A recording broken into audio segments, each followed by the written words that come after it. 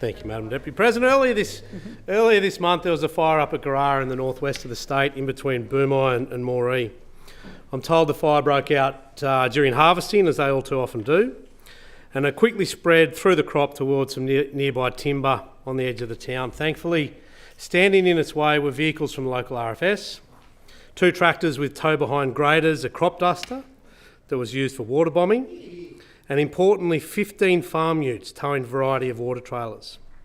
Now, with this combined fleet, the fire was quickly brought under control before reaching the nearby timber and threatening Garara itself, in no small part due to the rapid response of local neighbours and farmers with their privately owned firefighting assets. By all reports, this fire could not have been stopped without the assistance of these local firefighting units. This is a common scenario across the state, and I'm sure we can all imagine the sooner you get to a fire, the easier it is to control. So thankfully, in paddocks and sheds on farms right across regional New South Wales, there is an army of these firefighting units, affectionately known as the mosquito fleet, due to their ability to swarm to neighbours' properties and assist with firefighting. A lot of these vehicles are unregistered. They're only used when there is an emergency, meaning the bulk of the time they sit idle. So it's not always practical to have them fully registered. The cost and the rigmarole doesn't add up. This, however, means that when they are attending to an incident, they do so without a liability, with a liability and a safety risk for Good Samaritans working on the protection and safety of their local community. We want to address that, and that's why we're calling on the government to take action to do something about this unregistered mosquito fleet. Earlier this year, there was a trial done around this involving just over 200 vehicles. The trial was based on an exemption for registration. However, moving forward, perhaps a conditional registration would be more suitable for a permanent scheme, similar to how farm machinery has a conditional registration for if you have to move that between properties when it has to travel on private road. Perhaps you could even add the additional step of photos attached to the application that would address some of the potential safety concerns I heard might have been raised in the trial. So if a vehicle's not up to scratch, this can be addressed at the point of application. Either have the improvement made or the registration not proceed. Other benefits would come from this as well. It'd be great to have a database of all these local potential firefighters who could then be targeted with educational material, for instance, to increase the safety standards of those involved. To semi-formalise the mosquito fleet would give people peace of mind and legitimacy, but also liability cover should something go wrong. In a way, it's not dissimilar to what we saw up in Lismore with the floods, the horrific flooding event up there, where community members conducted rescues in their own boats. The SES simply couldn't meet the demand, so private boat owners looked to fill the gap. In the select committee into this event, we heard this acknowledged by a number of people, including the member for Lismore and now Parliamentary Secretary for Disaster Recovery, who argued the local community must be incorporated in the flood response as a key feature of disaster preparedness. Obviously, I support this, and while I presume or hope this has or is being addressed through other avenues, what we're calling for today, and what the likes of New South Wales farmers and previous inquiries into bushfires have been calling for many years, is a similar approach to our farm firefighting vehicles. It's a common sense approach. Why are we currently 6 weeks into the fire season with no permanent arrangement in place? We've already had a trial in this year which was designed for, and I quote from the Transport website, towards implementing a safe permanent solution before the start of next bushfire season, the bushfire season we are currently 6 weeks into. We've had a number of fires already this year, including the Garara example I mentioned before, and a quick look at fires near me tells me that today there are fires at Coolaman, Parks, Walgett, Moree and Peak Hill and several other places. So we can't afford to kick this down the road any further. We need some action now. We need this scheme implemented so, in the words of Minister Graham, when the first trial was announced, we can support the farmers to continue their vital life-saving work. Thank you. Minister Graham. Deputy President, firstly, this is a fantastic motion from the member. I think, and I really am glad he's brought it to the House. He's referred to the trial in the motion. While the government supports the intention of the motion, I'm going to will flag I'll be moving an amendment. Farmers are obviously a critical part of our statewide firefighting effort and an important partner as we manage these issues. The RFS has been working closely with New South Wales farmers and the farming community to help mitigate and respond to the threat of fires and the need to protect important agricultural assets. The recent trial of unrestricted registration for farm firefighting vehicles across the state has given us a better ability to do that and do it in a way where, as the members articulated, the community works together to do this. The trial, which allowed farmers to drive vehicles they've used for firefighting within a 100-kilometre radius of their properties, has been a significant step forward. It safeguards farm assets, but it also boosts community safety. Transport for New South Wales, the RFS and New South Wales farmers worked together for that trial in the past bushfire season. 211 vehicles participated. Of the 211, 52 were light vehicles and 48 were heavy. 48% were heavy vehicles. We know this figure could have been higher, Deputy President, if the trial had been extended beyond the initial 3-month period. So there was significant interest. The feedback from participants was overwhelmingly positive. One of the key aspects of the trial was the ease of the registration process, and many people have indicated that was the thing. They've highlighted that was the critical enabler. Farmers who've often have a direct and immediate need for these vehicles found the streamlined registration process to be practical and effective. That was what we heard. Transport for New South Wales, the RFS and New South Wales farmers are now working collaboratively to explore viable options for a more permanent framework. During the trial, certain safety conditions were identified. One of those, just to give an example to the chamber, was the overloading of vehicles. Some of those kinks are being ironed out, and accordingly, Transport for New South Wales and RFS support a second trial with these alterations made to ensure there are no outstanding safety concerns. As such, the New South Wales Government will seek to amend the motion by inserting at the end of paragraph 3, subject to a second trial addressing any outstanding safety concerns. During this time, both agencies are engaging and consulting with this. It's a great example of what can be achieved when we work together. I'm just going to seek an extension for a further minute, just so I can put a couple of things on the record. Is leave granted? There being no objection, Thank leave you. it granted. Yeah, so these are the next steps. Transport for New South Wales will continue to explore and refine the options for a long-term solution. That includes a number of possibilities that will ensure that farm fighting vehicles are registered in a way that meet the needs of farmers, enhances their capacity to respond to fires in a safe way. This first trial has been a success, but there are still issues that we need to resolve before we can move to a permanent solution. It's both those safety issues, but also some of the insurance issues that surround them as well, which need to be cleared away before we can take that step forward. What I'd offer to the member is the government would be very pleased to work with him on that, on the details of that, both the details of the trial, but also the timing of those as we move forward. Again, I thank him for bringing the resolution. It has been helpful. Thank you. The Honourable Rod Roberts. I'm rise to make a brief contribution to this motion and thank the member for bringing it forward. I've had first-hand, and as the buzzword is in this chamber, lived experience in relation to this. Members will know that I have owned rural properties in the past. Unfortunately, I don't anymore, and I'm an urban dweller in Goulburn. But we have had on our farms unregistered trailers, and those that from the bush will know, those that read this later on or watch it, the old Sylvan fiberglass big tanks holding hundreds and, well, 1,000 odd litre, mounted on a homemade trailer, hooked up to an unregistered Ford Courier ute that was parked on our property permanently and used, ready, juiced up, the tank full of water, the pump full of fuel and the ute full of diesel ready to go in the case of an emergency. Now, fortunately, we never had one on our farm, nor was there the need for me to take it off the farm to assist any neighbours in my district. But it was there.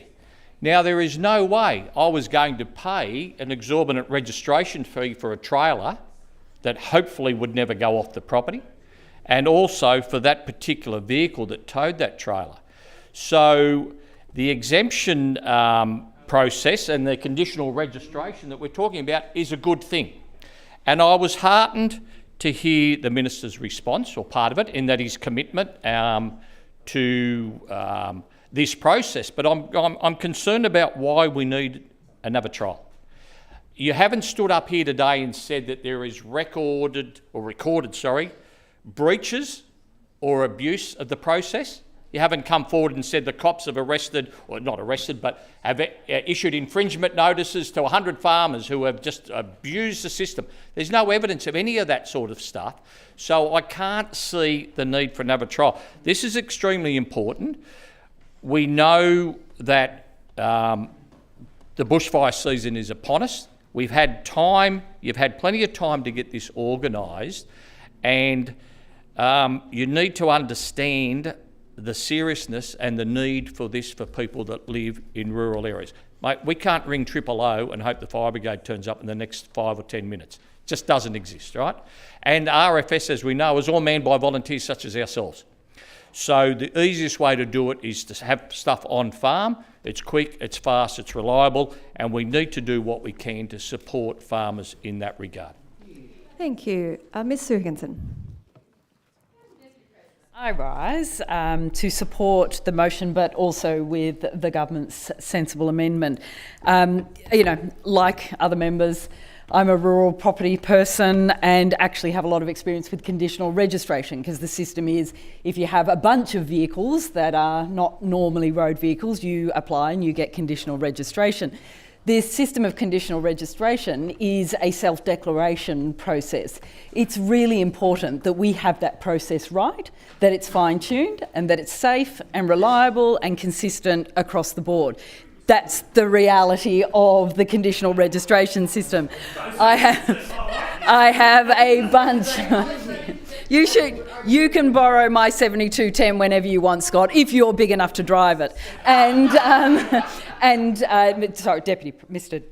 Deputy President, I will address through you. So the reality is that this is really important, and I just want to point something out.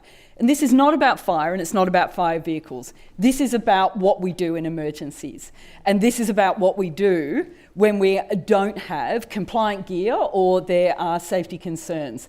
I will never forget the morning when the tinny operators and the tinny owners were told by the SES, don't go in the water, your vehicles aren't registered, you won't be safe. If they hadn't gone in, we would have had hundreds dead on their roofs and in their roofs. So the thing we are talking about right now is really important, but what I would like to suggest is that if the government thinks that it needs more trial and needs more time to be able for community to be equipped safely, securely and reliably to do the things we are going to need to do, like we've never had to do them at the frequency we're going to have to do them now, I would urge this government to be real, to make it a priority, and I would urge the member to bring a motion back very, very soon, the exact motion in the exact form, and next time, hopefully, the government would support it as is, i.e. we have a program that is ready, it's fit, and clearly the chamber would support. I do understand that some of the conclusions from the trial actually would put a government in a position where they just can't quite support the motion as is. The idea that the self-declaration did not appear to actually cover off. So I would say there's some problems with the system as designed. They should be ironed out, because we don't want to put the members of our community that want to help each other, particularly in the case of emergency, we don't want to put them in positions of liability or unnecessary risk. Honourable Sam Farraway. Thank you, Mr. Deputy President. And here is a history lesson for the Minister at the table that has carriage on behalf of the government. This policy started under the former coalition government. This policy the policy work started with direct consultation with the New South Wales farmers, and it started with direct consultation with the RFS and the RFS Commissioner. I know because I started that work when we were in government. This is a very good motion that the Honourable Scott Barrett has brought to the House today, and in so many ways, which is quite unusual, I agree with Sue Higginson on her contribution, on most of it. But the history lesson and a bit of context is important, because where this started was predominantly, and Sue Higginson has raised obviously flooding as what happens in a response to flooding, which is incredibly important, and that story I think just reflects the importance of why there needs to be work in this space. But one of the main reasons that stakeholders, in particular the RFS and New South Wales farmers, brought this to then government's attention to start the policy work was there are so many old Land Cruisers that are converted into fire trucks across regional New South Wales. In many areas, these farmers with these privately owned vehicles are the RFS. There may not be an RFS shed within that locality. The local farmer with his 79 or 89 series Land Cruiser utility is the RFS. They are the response. And what I would also add is, with the 3G network recently being turned off, their response is actually more important than ever, because in a lot of these rural communities, they have very, very little connectivity through black spots with mobile phones. Now, the whole concept of where this policy work started was around conditional rego. What I fear in doing a trial on a trial and some of the minister's remarks is that if the government allows the bureaucrats in transport and the RFS to make these fully registrable vehicles, this policy will not work. The only way this policy will work is if it is conditional rego, where the farmer does a stat dec, walks around the vehicle, ensures that he complies with that basic checklist, that that vehicle is of a basic roadworthy condition to be in a response in an emergency. What I feared when I was the minister that could happen in a future natural disaster is that a farmer responds to a natural disaster, and let's use fire as an example. They are the first response. They are out there on the fire ground at the forefront fighting a fire, and what I feared was that there needed to be protection for that farmer in the event there was an accident. That's where you need conditional rego, where there is a basic CTP, there is basic coverage for that farmer fighting and being the first responder in a natural disaster. That's where we need to go, and I'll ask for an extension of time for 1 minute. Is leave granted? Leave granted. What is it really important for the government to take on here from the... 2 minutes. Oh, thank you. It's like an auction. What is so important for the government to take on board from the debate in this motion is that if you allow the bureaucrats to win around making these vehicles almost fully registrable, the policy won't work. It won't work, because what farmer is going to go to the expense of getting their 79 or 89 series Land Cruiser converted fire truck to be essentially a 2024 roadworthy Toyota Land Cruiser Trayback Ute? They're not going to do it. They're not going to do it. And again, when we have a response in natural disasters, they are going to be exposed. It has to be conditional rego. There has to, as Sue Higginson said, maybe refine the conditional rego process with that concession on the rego. That's the way forward. That is how we're going to get all these fire trucks compliant, and that's how we're going to know exactly how many on-farm fire trucks we have to fight a fire in future natural disaster events. Thank you. I'll go Mr. Stephen Lawrence, then back to you, Mr. Fang. Thank you, Deputy President. I rise to speak in support of a good motion, but also in support of the amendment. The expert advice the government has is that a further trial is necessary. This is a further trial of a really good scheme that is enabling firefighting vehicles to travel within 100 kilometres of where they are located to assist in fighting fires. But I think it's going to be obvious to all members that if one is talking about unregistered vehicles that are travelling outside of where they're located, the owner's premises, that safety issues will arise. And the expert advice from the public service is that a further trial is necessary for the development of safety standards. And we can't, I think, ignore that question of safety standards. And what has been shown from the trial And this is certainly not a criticism of the people involved in the trial at all, but there has been a range of problems identified, and these are not the sort of problems that are able to be ignored. They need to be addressed. It includes, for example, insufficient strapping of large loads, overloaded vehicles, older heavy vehicles not in a fit condition to use, and so forth. The advice the government has is that one of the key issues in the development of the minimum safety standards and the development of a proper workable scheme, which on my understanding is not a full registration scheme, that would indeed defeat the point of it, but one key issue is getting insurers on board. And insurers by and large are not on board at the moment, and I would certainly suggest to the House that you could not further promulgate on a permanent basis a scheme like this when the government is not in a position to set the minimum safety standards and insurers are not on board. Because people using the scheme, I imagine many of them would want insurance, and insurance will provide protection for them. So in circumstances where the trial has demonstrated the existence of a range of serious safety risks, again, not a criticism of people at all, I pose the question, how could we really just proceed to make this a permanent scheme in circumstances where the insurance industry is not on board? The expert advice of the public service is that minimum safety standards are not yet able to be promulgated. How could we responsibly proceed? So we're not saying that this should not at any point become a permanent scheme. We're saying that a further trial is necessary with the intention and the hope of making it permanent, and out of that will come minimum safety standards and also get the insurance industry on board. The insurance industry has to be on board, I would suggest. President, well, the previous speaker has belled the cat on this, where he spoke about the advice from the public service and needing to satisfy the public servants. Mr. Deputy President, what this issue needs is a little bit of country know-how and a little bit of common sense. Now, here's the thing. This is a simple risk-benefit analysis, right?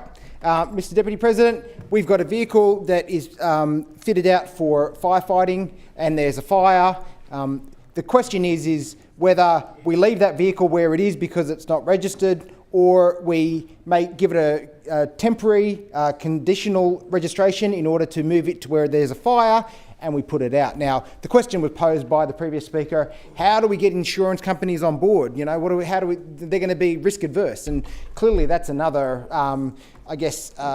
risk adverse style public service answer to this problem, where instead we should be applying a little bit of common sense.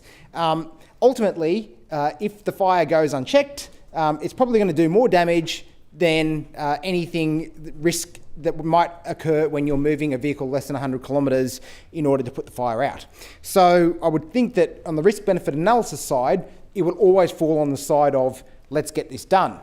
I note that in the let's get this done column is New South Wales farmers, and we keep hearing from this government how they love New South Wales farmers, they listen to New South Wales farmers. Well, it's interesting that we've got the Minister for Roads here representing the government in relation to this motion, not the Minister for Regional. Now, here she is, as Lazarus rises, here comes the Minister for Regional, and perhaps she can explain to the Minister for Roads why it is so important that we do this.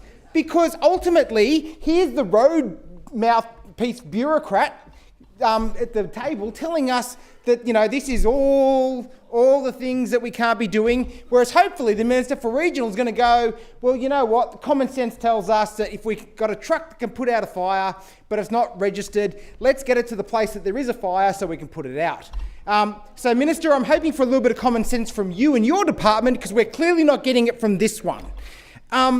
Mr. Deputy President, I don't think we need another trial.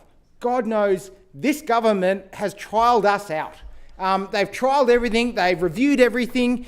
This just needs to be done, okay? It's a bit of common sense. We've had a trial. We need to have conditional registration for vehicles that are able to provide emergency support in cases of emergency. It's pretty simple. It's pretty common sense. It's a bit of country common sense that, that doesn't seem to be applied by this government. I'm hoping the Minister for Regional is going to overrule the Minister for Roads and draw some sense out of this government. Thank you. Further speakers? Go on. No further speakers? Honourable Scott Barrett in reply. Thank you, Mr Deputy President. Thank you everyone for their contributions. My wrap up might not be too in order. I'll just sort of address a few of the things that came up. Of course, thank you to the Minister who spoke very glowingly of the motion and the program. And essentially the theme throughout what all I say here is everyone agrees this is a good idea. It's just the timing of when it happens. And the amendment for the trial could be supported if you said that trial was going to start tomorrow. If that trial is to start next year, I'm still unclear whether that means next fire season, so 12 months away, or next calendar season. Either way is inappropriate. 12 months away is far too long. The calendar year is also highly inappropriate because you're going to have a trial that finishes on the 1st of January. So that means what was okay on the 29th of December all of a sudden becomes inappropriate to do on the 1st of January. So I urge whoever's in control of this to make sure that is not the case. Ms Higginson, thank you for your contribution. I will address one thing. The self-declaration you mentioned that wasn't working is a self-declaration that the member herself suggested she was using with conditional registration for farm vehicles. So to say that this system doesn't work also casts a shadow on the farm vehicle registration. It does work, and some of the concerns that have been raised also by the Honourable Stephen Lawrence could also be addressed by adding that extra check of the photos that could go along with these applications. The second trial that might be coming, that concerns me because I would not be surprised if participation in that trial was lower than the first one. If I was a farmer that took part in the first trial, I would be questioning rightfully why we're doing another trial when we've already done one. Another comment that was made by the Minister was how important the ease of registration is, and I strongly concur with that comment. Obviously would be very happy. I would be happy with the amendment if we had a time frame around that trial to say that trial would be starting now. There's no reason it shouldn't be starting now. We've had 8 or 9 months since the completion of the last trial.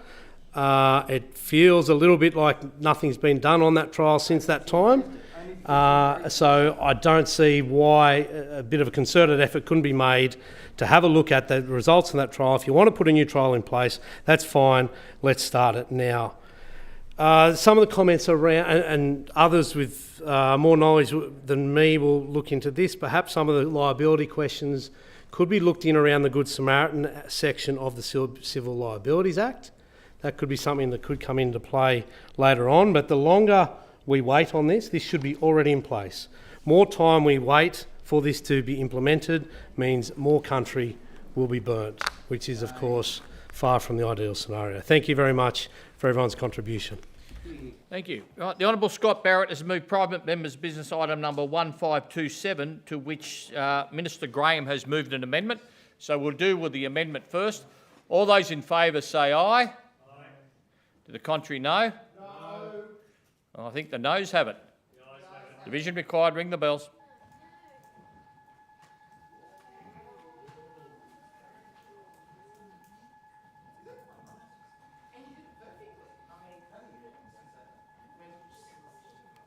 Careful, careful.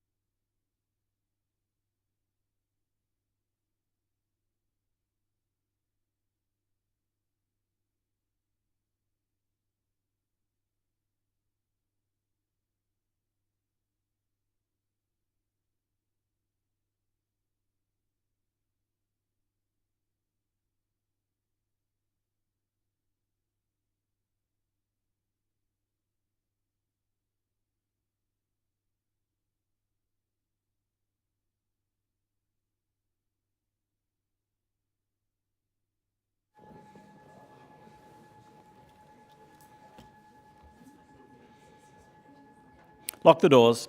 The question is the amendment of the Honourable John Graham be agreed to. The ayes will pass to the right of the chair, the noes to the left. I appoint the Government Whip and Deputy Government Whip as tellers for the ayes, and the Opposition Whip and Deputy Opposition Whip as tellers for the noes.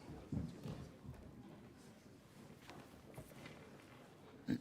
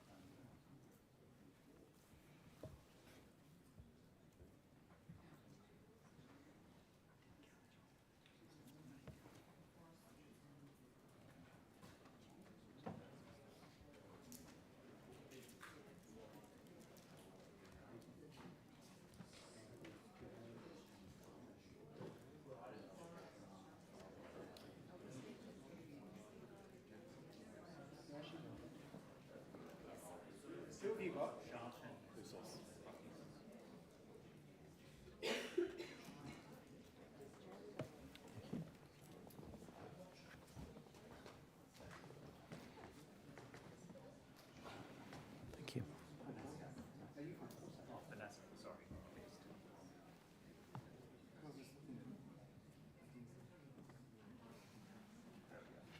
Thank you.